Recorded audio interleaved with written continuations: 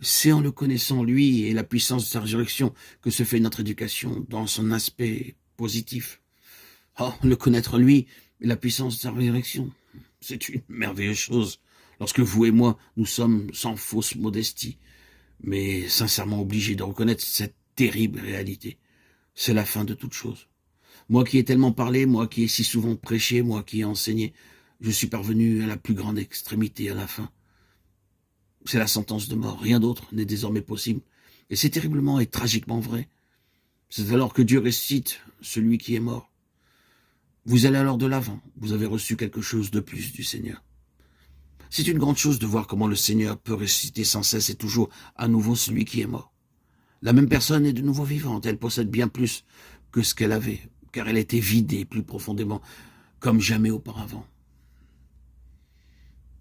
Nous devons reconnaître ce besoin de la manière d'être brisé, mis à bas et conduit sous la puissante main de Dieu. C'est ce que signifie être disciple. C'est cela, être discipliné et formé. C'est dans ce domaine que le Saint-Esprit intervient sans répit contre la vie du moi. Même lorsqu'il s'est agi d'un apôtre comme Paul expérimenté aussi bien crucifié, il était nécessaire à cause du grand dépôt divin que Dieu, par précaution, place une écharpe dans sa chair et un messager de Satan pour le souffleter, afin qu'il ne s'enorgueillisse point.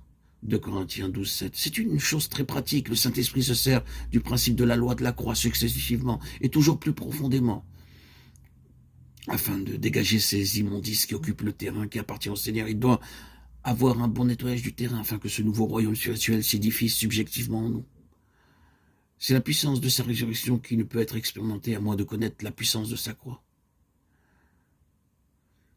C'est en le connaissant lui et la puissance de sa résurrection que se fait notre éducation dans son aspect positif. Qu'est-ce que nous apprenons? Qu'est-ce que signifie tout cela? Qu'est-ce que nous possédons par de telles expériences? Seulement ceci.